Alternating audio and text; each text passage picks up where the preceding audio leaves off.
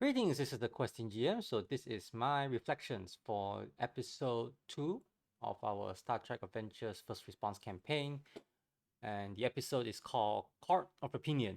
This is a rather interesting episode, I would say, for the campaign so far, because we were not given a direct mission or a directive into what the Avicenna is going to do. In fact, we were actually given our first R&R on Starbase 11, and it was going to be supposed to be a relaxing atmosphere for the crew of the Avicenna, but being an episode of Star Trek Adventures, nothing is going to be going as planned in terms of relaxation and recreation for the crew. As on Yang's part, what has been prepared by our GM Runslinger is that while he's present on Starbase 11, he was going to be conducting a sort of training seminar on his experiences at the pilot episode when he had to send a shuttle down into a very volatile planet to rescue any members of a expedition crew or a colony, I remembered, down onto the planet and then bring them back up onto the Avicenna for a evacuation. So that was one aspect of the episode itself. What was There was the intended mission, you know, very soft mission for Yang to perform on while he was in Starbase 11. And wouldn't you know it, as he's beamed down through the transporter down into Starbase 11, he finds out that his parents, both ambassadors Yang, uh, are also on the starbase and in due for a conference with the Gorn hegemony.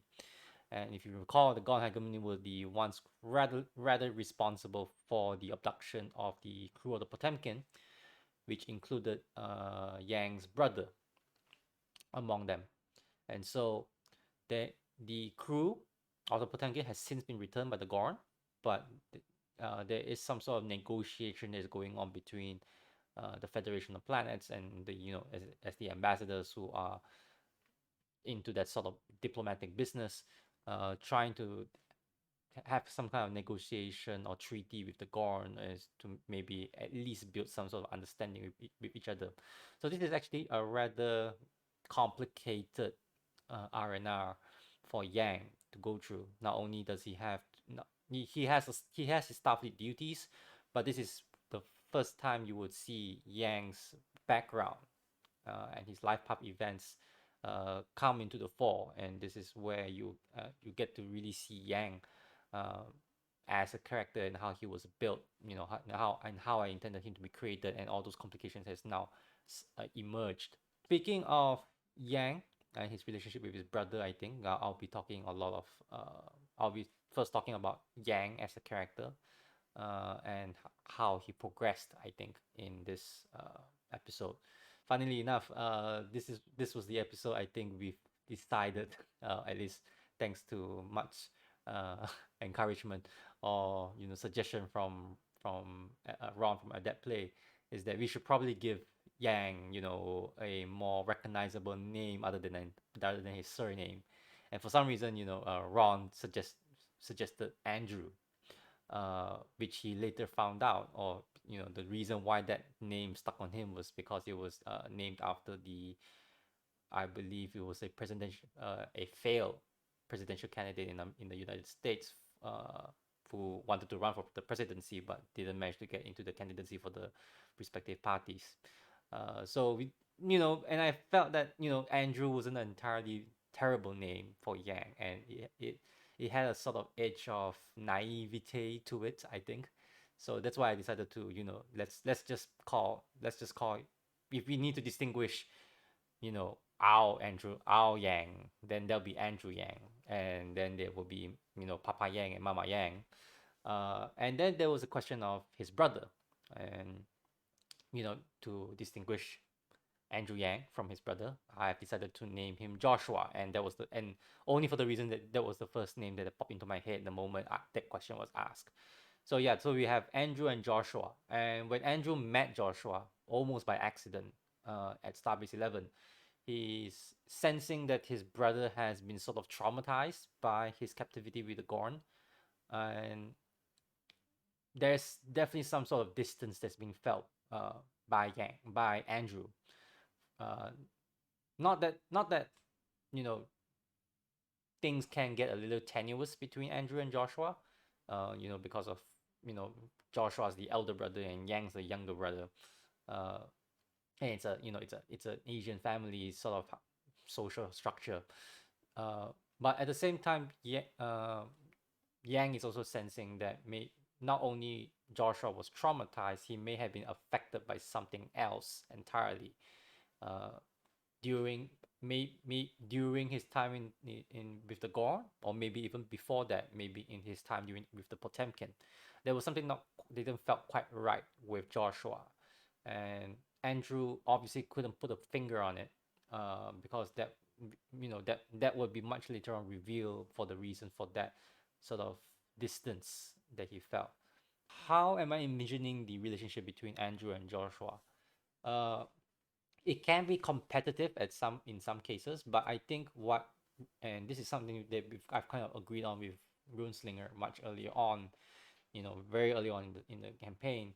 uh, Joshua is probably someone who has benefited from some discretions by Yang. Maybe Yang had to be some sort of scapegoat for Joshua's promotions, uh, and maybe his elevation through the Starfleet Academy and into as a Starfleet officer, and maybe that sort of paved the way for him into the Potemkin. Um, but it's not something that Andrew resents Joshua for. He probably resents it that he had to do it. That this was not necessarily the right thing to do as a Starfleet in Starfleet Academy. But he doesn't. I don't think he really blames Joshua for it. It was a conscious decision on Andrew's part, and it's probably something he regretted. And this is, I think, something I've talked a little bit about during my character generation video about how I envision Yang. So it was sort of natural for the relationship between Joshua and Yang, and during that particular scene when they first met, to be very distant, very cold, but at the same time, still, we are family, and Andrew still wants to know what's going on with his brother, and it was directly through Joshua that he knows where their parents are living on Starbase 11 and what they're sort of into, and that little conflict that they had when Andrew talks about the Gorn.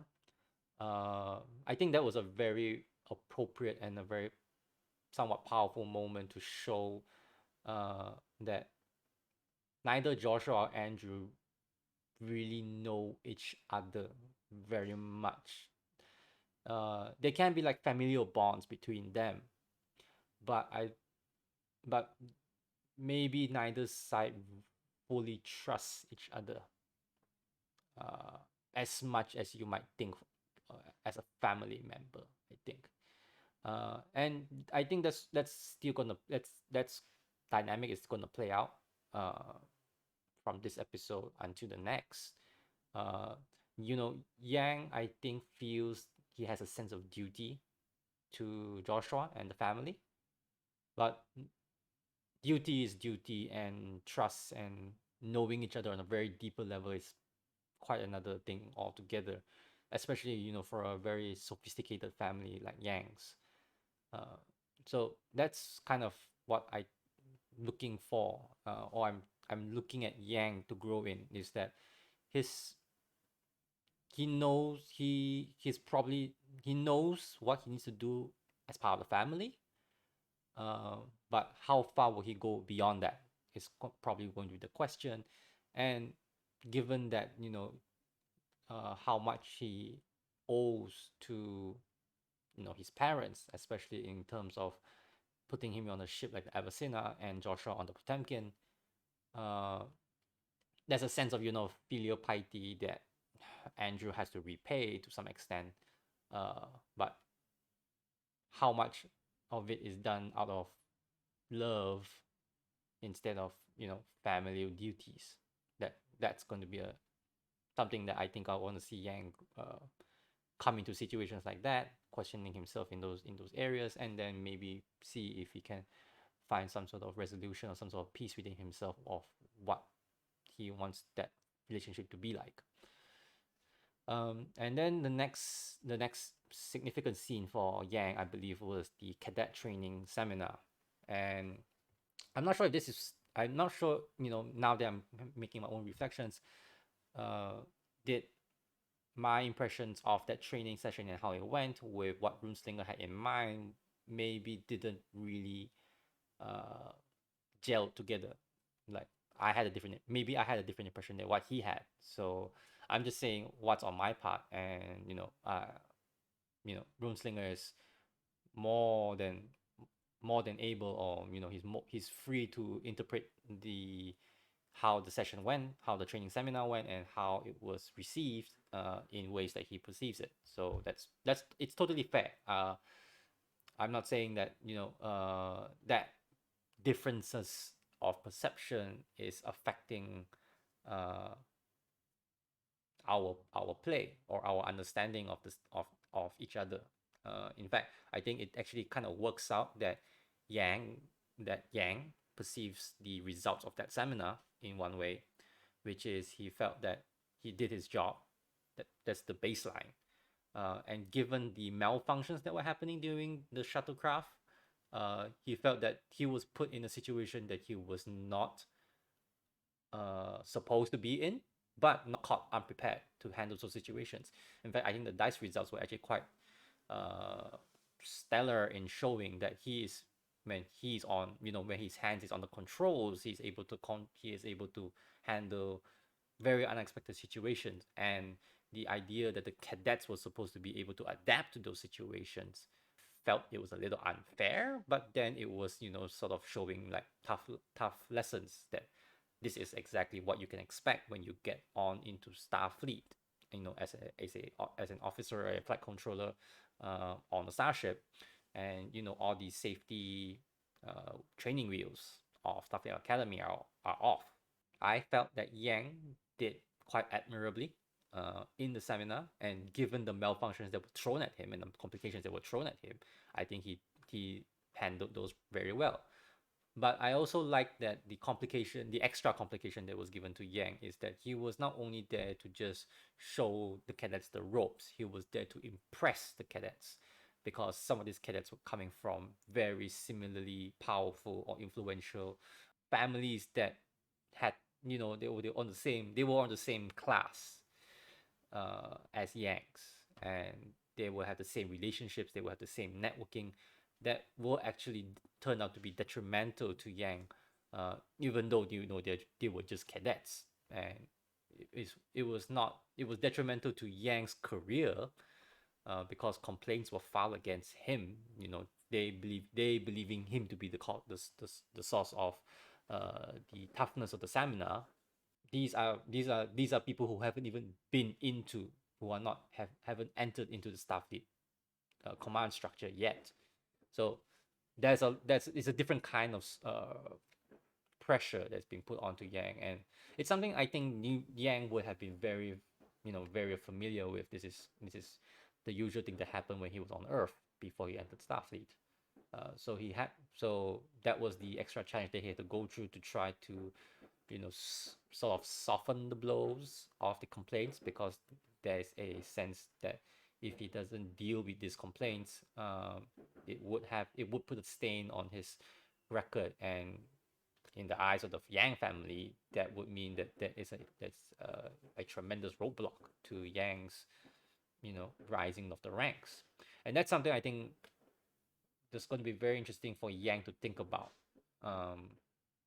That his initial intentions of joining Starfleet and maybe the Avicenna was that he was going to take it as a stepping stone. It was the organizational ladder to climb, and he's thinking into himself that maybe he is going to prove his best abilities to everyone who can give him a boost to his career, to his ranks, and he doesn't really care so much about whether he continues serving on the Avicenna or he gets posted into a better, a higher position in a bigger ship, or for all, for all his parents care about is that he probably be put in a desk job, desk position with a very distinguished rank, and you know enjoy the comforts and security of being on the ground rather than risking your neck out in the wilderness of space. And Yang has to think about if that's something that he wants, if that's what he wants. Like, his rank is important as serving with people, and in some, I mean, Yang is starting to realize these are people who sort of do care about him, um, and they are doing something in the universe, in the galaxy, rather than thinking about promotions and rank. They have a greater sense of duty than looking at the badges and the stripes. So then we came onto the scene where Yang finally meets the parents, or we as players and we as the audience finally meet the parents, and that was an interesting play. And the relationship between Yang with his parents is something that I and Ruslinger have worked up way before. I believe since the pilot episode. And you got to see Yang's mother appear in the pilot episode as well, and you can already see the sort of influence or interference, more like that. You know, the elderly Yangs are tend to play on you know the Yang progenies, uh, and and this is also, and there was the scenes that played out for Yang in relation to the parents. Even meeting the parents itself can turn out to be a very procedural, bureaucratic process. You know, uh, he has he has to identify himself as a child of the Yangs just to be able to get through the door to to to see his parents. So that's that kind of formal relationship that Andrew has with his parents, and by the time he finally do get to meet the parents, there's this overbearing sense of concern by both father and mother of Yang's perfect record rather than Yang's well-being. And I guess in some cases, you could, to some extent, you could feel, you know, Papa Yang is more concerned about Yang's progress in his career, uh, rather than saying how are you, like how's the Epicenter treating you. He wants a role model son rather than a son. That's a rather different dynamic between Joshua and Andrew, and with Andrew and his parents. Uh, and I think Andrew is probably more irritated by his parents than Joshua. In the same ways that Yang is maybe not fully trusting of Joshua, he is most definitely not trusting of his parents. In fact, he's.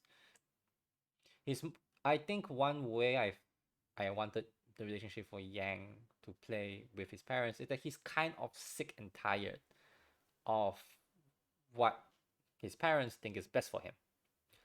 Yang sort of wants to be his own man, and he's not treating his assignment on the Avicenna as an opportunity. He's treating that more as, it's my job, it's my assignment. I'm going to do the best of my abilities, regardless of who is watching. Uh, for better or worse, his parents are always watching. Uh, but I think Yang wants to be more truthful to himself, rather than trying to make his parents proud. Now, do bear in mind that Yang has a value that serving in Starfleet is a proud family tradition. We have I have never really extrapolated on that. It could be a generational thing that grandfather Yang, great grandfather Yang all have served in Starfleet, and uh, I had this really small seed of an idea that it would actually Starfleet that sort of elevated the Yangs up to the social status that they are now. So there is that very minor part of Starfleet playing a very major impact on the Yang family. And in order for the Yangs to continue sustaining their social status, every generation must be capable enough to serve in Starfleet. And Yang, being whatever generations since that turning point, is trying to keep up to maintain the social status, and the best way to do so, and maybe even the so-called easiest way to do so, is to serve in Starfleet. But I think it's become such a strong generational heritage for the Yangs. It has a rather warped reason for why do we want to serve in, like, why does every Yang have to serve in Starfleet, uh, rather than just the duties and the responsibilities and the, maybe in some ways, the honor of being able to serve in Starfleet and what is expected of Starfleet officers.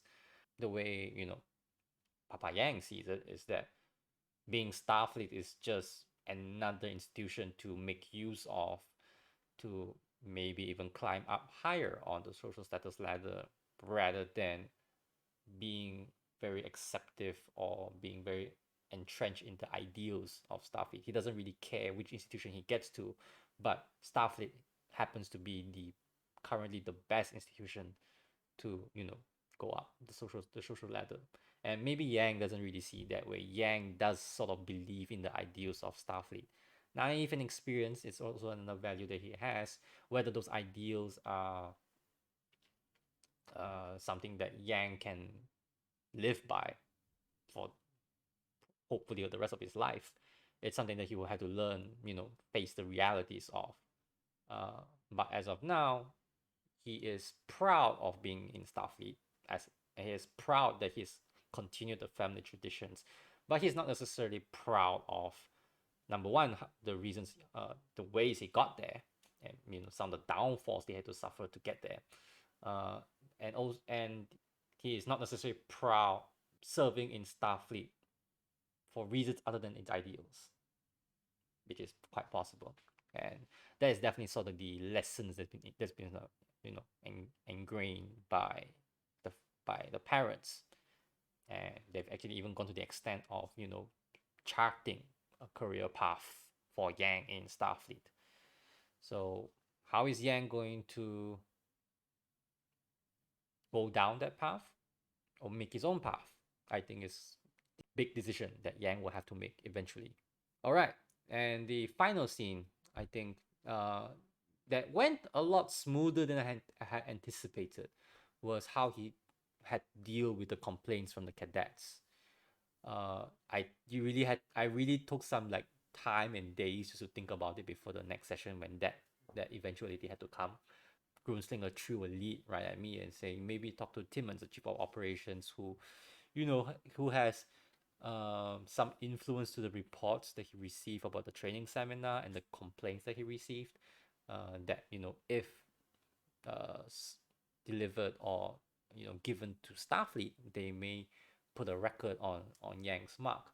And Yang's Yang's motivation for trying to smooth out the complaints, or to be a bit more blunt about it, is cover up those complaints. Uh, wasn't necessarily to save his career per se. I think, for me, I didn't, with all the struggles I mentioned about Yang's dilemmas with his family and Starfleet, he's not as concerned about his standing in Starfleet. He's more concerned about that being an excuse for the parents to come in and interfere with what Yanks wants to do in Starfleet. And Yang, given what he has done before,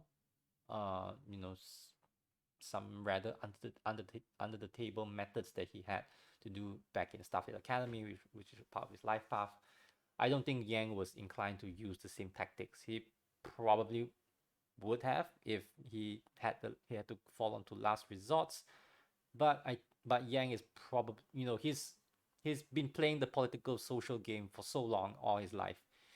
That's probably his best tools and weapons to use, especially given that these cadets are from families that he recognizes, that he knows who they are behind them, rather than just the cadets by themselves. So this whole idea of using commendations, like, oh, I'm giving you commendations, but I didn't realize that you were making complaints against me, and that that's playing on a level of bad faith and bad goodwill between families, rather than I'm your training officer and this is what I get for commending you. uh, so yeah, that was a more social political ploy rather than uh, trying to play things by the books. Although to do the social thing was to use the books, which was Yang's tactic. And I guess that's kind of showcases like what kind of social background that Yang comes from. This is kind of his game. This is his league. This is what he has been growing up with.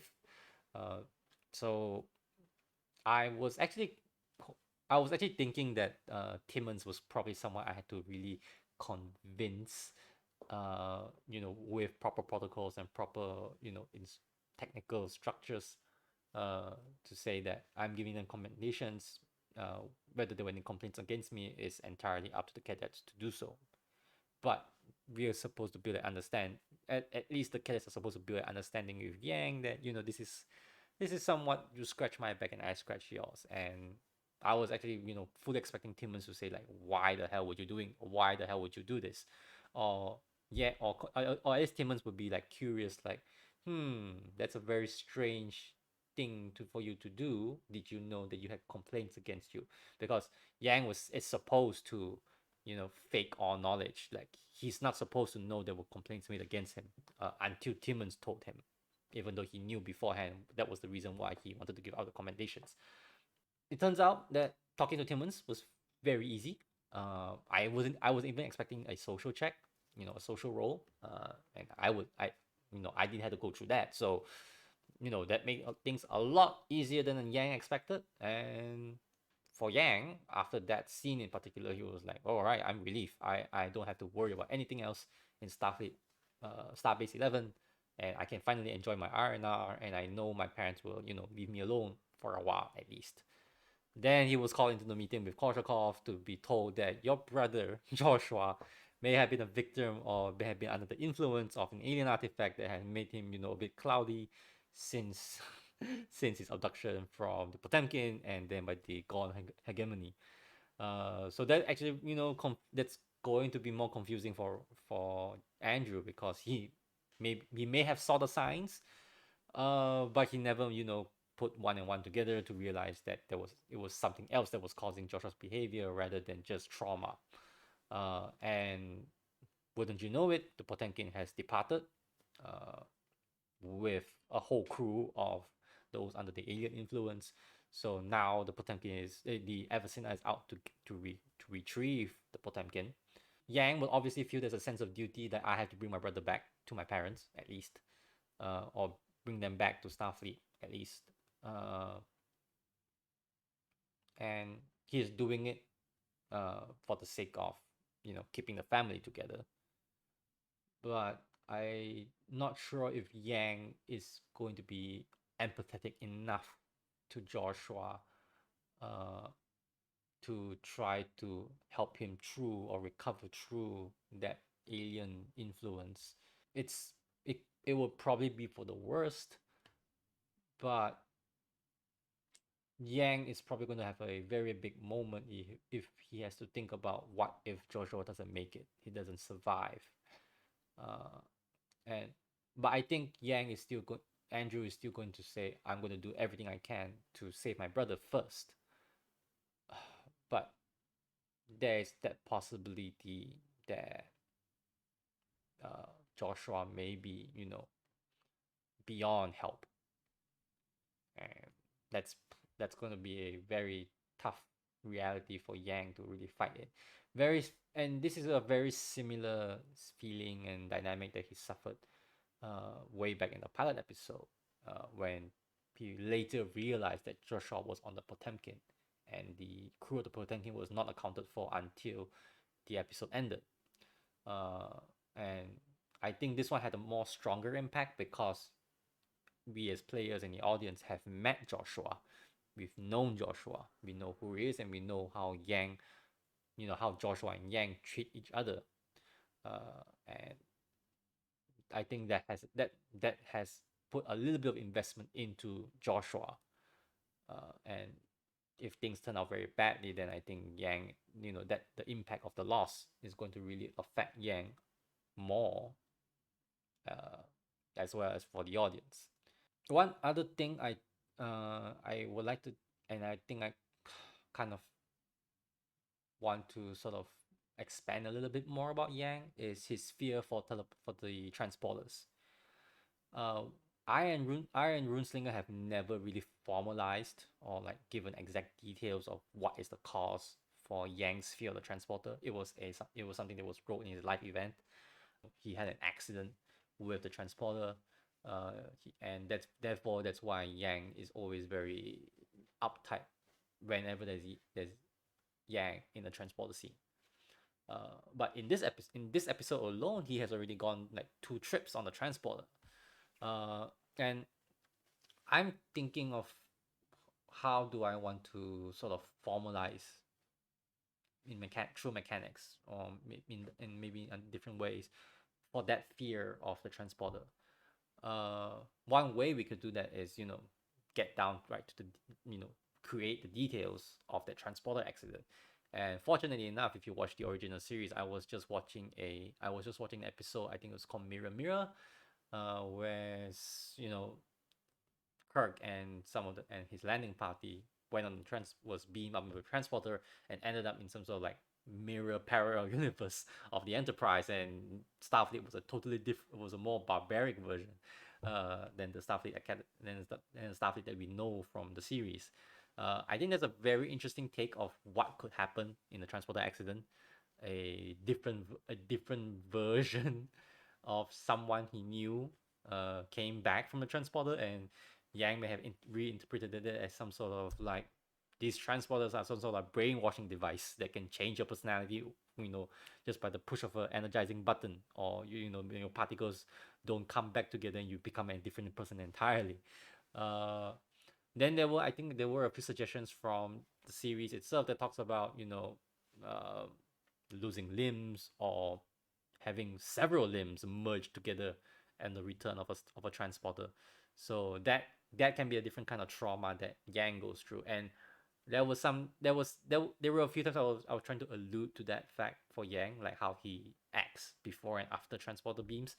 But we've as long as we've never formalized the details of what is the exact fears of Yang with transporters, uh, we it would just be a very vague uh role playing quirk of Yang, and I think that's that's an area that I feel is very untapped for Yang's development as a character, and I kind of I think if like Yang wanna really shows himself as a character, I think that's one aspect that we kind of have to deal with it eventually. All right, and there was this interesting point. This was a reflections and table talk that we did, like off camera, off session, between me and Ron of Adapt Play, is that how that Yang has somewhat asserted himself as a crew of the Avicenna. He is doing things for the Avicenna so far, in regards to his volunteering to go back up to the Avicenna to find the artifact, and eventually leading into with a little fist fight with Finch, who he a fellow crew member, and Yang being the more cool-headed person on the Avicenna so far, is sort of gaining some attention from, especially from someone like Koshakov, or in that particular scene was Mondragon, like other fellow crew members. So I think one direction I want to take Yang moving towards is him or thinking of how does he want to sort of insert himself as part in almost the same ways like the senior staff and the senior crew like Anya, Finch, Korshakov, and Buto. Is Yang going to, because like I've talked about, Yang's expectations to just treat the Everson as a stepping stone, not get too close to the crew, uh, and therefore it makes the transitions much easier, and the agendas of ambitions of Yang, is more easier to proceed with, or is he finding a home in the Avicenna? And it's a ship that has crews that has many crew that does call it home. Finch is probably a very good example of that. Uh, Anya is also probably a very good example of that. These two characters are crew members who have somewhat foregoed better prospects, better pastures in a way, to remain on the Avicenna. They have a very personal reasons for staying on the Avicenna, and I think Yang is put in a very good environment.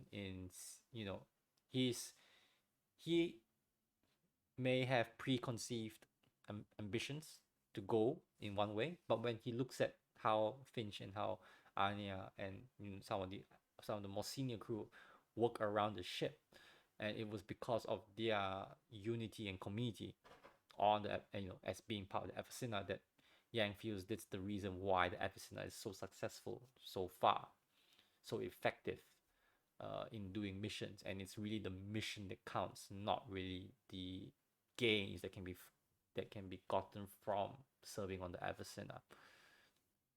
So I think for now, uh, to play Yang on the Avicenna, I think I would really push Yang towards taking every opportunity that he can get to work or serve on the Avicenna together with everyone, rather than being a bit more self-serving. Although to be honest, I don't think there was any real reason why, or there hasn't been any real scenes where Yang appeared more self-serving. I think Yang has always gravitated towards the direction of working with the Avicenna. And I think the idea for me, or the direction I want to go with Yang, is by doing that enough or more often and enough times, and even naturally gravitating towards that, those moments are going to be putting a lot of questions on what it would mean for Yang's career. If Yang continues taking the interest of Avicenna before his career, I think it will come to an impasse when he has to deal with his parents again. Like saying, you've been on the Avicenna and doing so many things, all these things, and you haven't really been getting the right commendations, you haven't been getting the right promotions. What is going on? Are you not, like, you're probably wasting your time on the Avicenna? And this is where Yang would have to fully decide where his loyalty lies. Is it to the Avicenna, or is it to the Yang family and what they want him to do? That sort of leads into another aspect of Yang's character that I'm also interested to exploring a little bit more, because the way I initially envisioned Yang and the way I built Yang was that he's kind of like by the books kind of guy. He knows his protocols, but he's not that annoying brat who like quotes protocols just to prove a point in it, or just to point out to the captain or to any of his commanding officers, or even to any of the crew that they are doing it wrong. He's not that kind of guy. He knows how to be cautious, because he knows what will get him into trouble and what will not get him into trouble according to protocols. But the episode of Court of Opinion kind of shows him being a bit more on the maverick side. He probably realizes that he's breaking several protocols by going up on board the Avicenna and having a fist fight, and then the next thing you know that there's a phaser discharge on the shuttle bay. But I think at that moment he didn't really care. He didn't really care that he was breaking protocol, and I think that's going to be an interesting transition from of Yang's somewhat personality, from someone who is very protocol based, moving towards something that's more improvisational. Uh, and maybe a bit of Koshakov is rubbing on him. So maybe that's kind of like where Yang goes, and that would play very much into Yang feeling more belonging to with the Avicenna than with his family.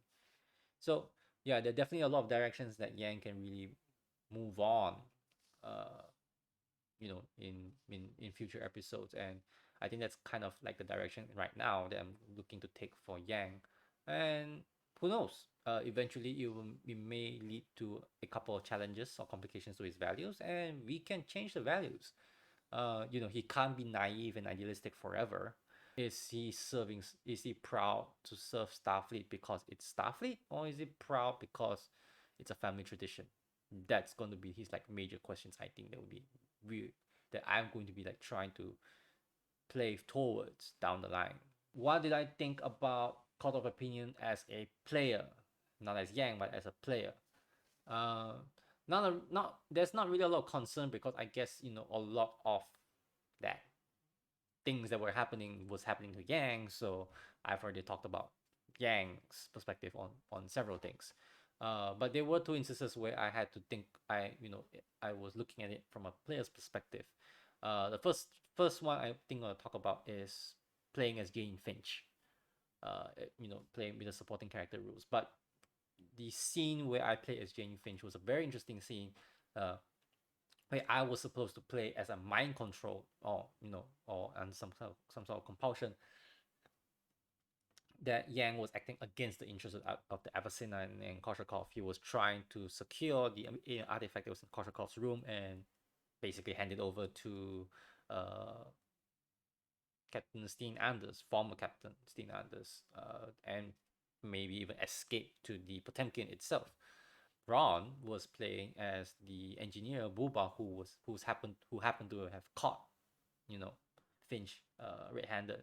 So the scene, it was a it was kind of like a PvP moment. It was an interesting challenge in the sense that if I was playing as Finch in that situation, uh, I would have done everything in her power to knock out Booba, take the artifact, sneak my way into Shuttle Bay, and take and hijack a shuttle and off on my way to the Potemkin. But as a player, that's against my interests. I felt as a player, I needed a compelling reason why Finch wouldn't do what she set out to do. And I guess in a way, Ron playing Boba did give enough of those moments of distractions against Finch, and that sort of was able to shake Finch to her senses in a sense. But it was definitely a challenge, not not only because we were playing supporting characters, that we are trying to sort of imprint our impressions of that character into, uh, but also how do you, like, where is that appropriate balance of playing as a character and playing for the interest of as a player. Uh, but I think things went pretty well, all things considered. It was somewhat of a win-win situation in the sense that I still managed to play Finch as I think Finch would have acted, but I've also managed to get the outcome that as players we wanted. But it's definitely a challenge. And I don't know if I want to really like put myself in a situation like that again. Uh, or and I'm not even exactly sure like if the roles were reversed, if I was the one playing Boba and Ron was the one playing Finch, I'm really not sure how that, like, how differently it would have gone, how that scene would have gone differently. Uh, and Finch is actually a pretty strong character when it comes to fist fights. So uh Ron really made a character out of Bubar in that scene, and we gave him a talent for it. So I mean, and it was a talent that was very fitting for narrative reasons. So I guess that's you know good on Ron, and playing Buba the way he did. That was kind of the one of the ways that we managed to able to find that balance. However, the one thing that this is just my own observation of the player, was this whole, like, the way the artifact was destroyed. It was brought up by Boba that that the it was the alien artifact that was causing the influence. And then later on in the shuttle bay scene, when Mondragon decided to destroy the alien artifact, that one took me out a little bit because I was thinking for that moment, the only person who knew about the artifact was Finch, of course, because mind control and stuff, and Korshakov and Buto. And how did all of a sudden, Bobar and Mondragon realized that the artifact, glowing as it was playing in some sort of key influence on Finch. Maybe Finch was really, even though like they instantly recognized that Finch was really being out of character, you know in a figurative sense, that they know who Finch is as a person, and now she's acting really strangely, beating up Booba, and trying to escape. But being able to directly pinpoint that to the the alien artifact as the cause felt a little meta gamey for me. I was Yeah, that was kind of like the questions that came on me, like, are we meta gaming this? Because the knowledge that Bobar and Mondragon had, uh, felt like this is not exactly something that their characters would know so precisely about to make a decision on. Uh, but again, I can sort of understand why Ron, went with that.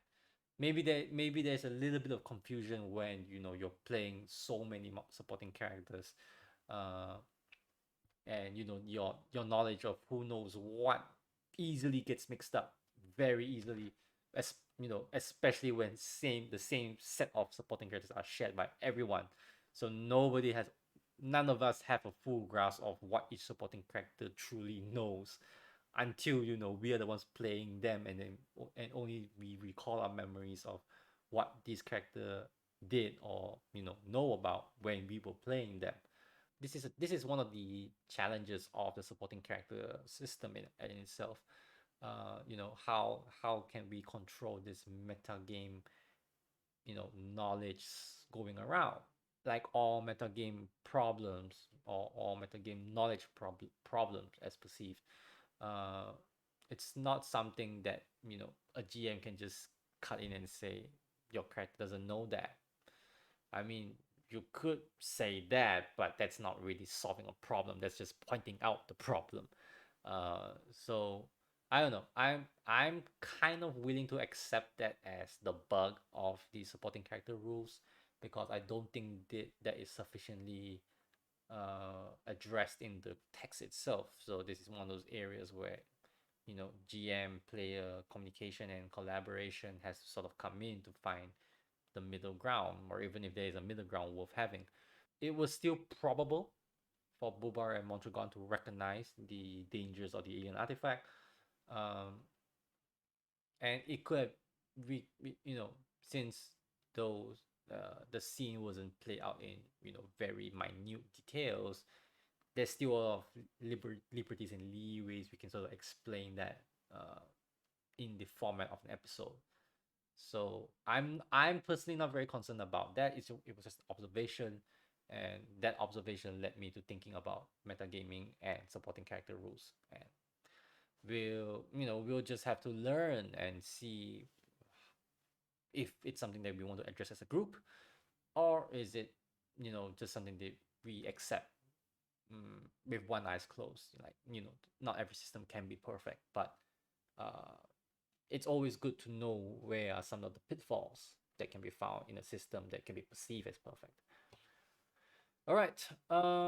Next section, I'm going to be talking about the game, like the game itself, the system, and the rules. And interestingly enough, there's not much to talk about, or of systems being used in the episode. These things that I want to talk about systems in regards to the episode is what happened after the episode, and this being the second episode so far. You know, the official second episodes, third episode if you include the pilot. Uh, this is the second, now going to the third time that we are using the reputation system. We are having our hands on with the reputation system, and RuneSlinger is also introducing the experience system uh, in tandem. Practice makes perfect. We're getting a hang of the reputation system. The experience system is kind of new because none of us has. We've had experienced like a milestone, a normal milestone, but we've never really done it more than a few times to get a grasp of what the milestones can do. Like increasing stats or changing values or changing focuses, or improving site supporting characters as well. So that's some, and the book does have some interesting guidelines of how do you think about these milestones, how does it affect your character, and you kind of have to give a lot of narrative threads, put a lot of narrative threads into these milestones and how they manifest in the characters. So the for now, and my decision on what I was doing for Yang, interestingly enough, in those texts in the rules itself, it states that you can actually keep your milestones. You can actually decide not to level up your characters if you think, if for reasons that you want to keep those level ups, uh and that was a very interesting option to be provided, because as I was reading the text itself, there is really not much of a beneficial reason to do so. uh maybe if you're like and I think I'm not sure if it's really meant for indecision. Like if you can't decide what you want to do with a milestone, you can store it and then decide later on when you are re-entered into that milestone phase of your character building. But so that's why I decided to just keep it. Now the more interesting thing I now starting to think about is the reputation system. Uh, as you may know, or from you've heard from our previous episodes, is that we are not using the ones from the Star Trek Adventures called book. We are using the one from the Klingon. But basically, there's this is an idea of this whole list of questions that we have to answer yes and no to. Sometimes with justifications to why we think our answers are affirmative or and negative. And that would then those numbers of yeses and numbers of nos would be sort of like compiled together to generate certain numbers, dice pool, and the difficulty and the target numbers. And you're going to try to roll for as many successes as you can get, with every excessive success over the difficulty is supposed to give you some sort of benefits, which includes things like favors, commendations, traits or status, they call it, and Yang's favorite, or should be his favorite, promotions. Uh, Now, my question for this system, as you know, I've seen it at least a couple of times by this point, is how is this going to affect player behavior? Uh, I've I've sort of came to my own conclusions about how player behavior is affected by threat and momentum and determination and values. But I'm now seeing the next layer of that is this reputation system. Uh, and this is the one I think compared with threat and momentum, I'm seeing this in a bit of a negative light, in a sense that if we know how we are assessed in terms of reputation, how uh, our players, myself included, are going to act according to that assessment rather than to our values and our talents, or how we treat uh, momentum and threat. And I feel that this reputation system is significant enough or has enough impact on character growth, character progression. Uh, at the same time, not so much on character narrative. Like there is a net positive and net negative if you act according or against this checklist of questions. So I can understand it. It's like a thematic thing, like Starfleet officers are sort of somewhat expected to act in certain ways. It's a bit of a hurt, setting up the parameters of what is appropriate behavior and what is not. But at the same time, I'm not sure if it's going to affect certain players thinking that I'm going to try to maximize my net positives uh, at the expense of good narrative for the character, or even for for the episode, because I can, if I'm really into that mindset as Yang, I can kind of think of many ways, or some scenes where Yang would have acted totally differently in the interest of uh, gaining, gaining as much mechanical advantages when it comes to that assessment phase of reputation. Uh, in a way, I think I kind of want to experiment with this system with Yang, because I think Yang, given Yang's background and some of his ambitions, I think he has some good story reasons of why he wants to look good at the end of every reputation checklist.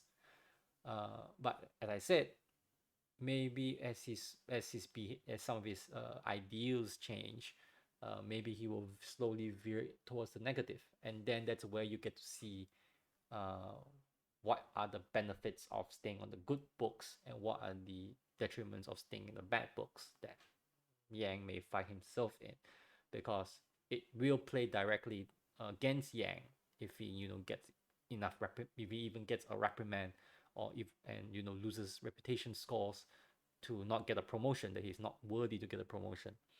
uh, that would definitely be punching Yang in the face and showing him that this is exactly why you don't stay close with the Avicenna. You don't get too attached to the Avicenna and doing it the way they have been doing it all this while, because um, you know there are so many people on board the Avicenna are probably probably people who hasn't been standing on the right side of reputation, and that's why they're stuck in the Avicenna, not getting the promotion that they want.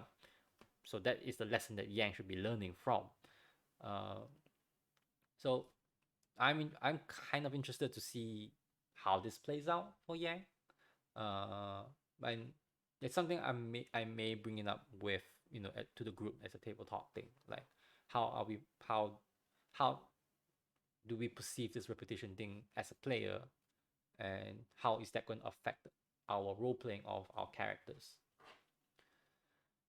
Uh, yeah, and I think in this is not something I'll be able to do for this reflections video, but another thing I think on the talk I want to sort of try to hope to expand a little bit more on future reflection videos for future episodes is talking about the topics of table talk, because sometimes especially the time that when we were doing the table talks, it's either before or after session. It's either my engines haven't been warmed up or my engines have been totally drained before I can even make any say anything sensible on the table talk sessions. And it usually becomes like, oh, I had this to say much later after the session. So I think I'll be throwing some of those moments into this reflections video.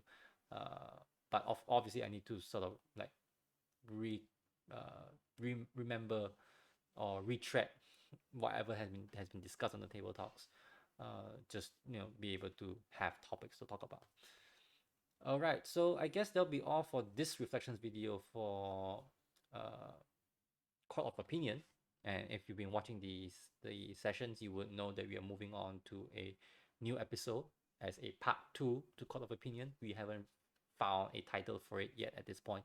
But Court of Opinion Part 2 sounds good enough for me, because it's still following on a rather unresolved arc, if you could say it that way. So I guess I'll be seeing you in that next video when we finish Call of Opinion Part 2. So definitely check out the reflections that's been done by Runeslinger.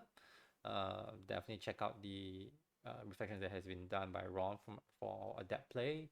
And if you haven't watched the sessions, go into the Star Trek Adventures First Response playlist. They're all there, and I'll probably drop all of those videos I mentioned in the links down below, so you can definitely peruse them for your viewing pleasure. So I'll see you in the next reflections video.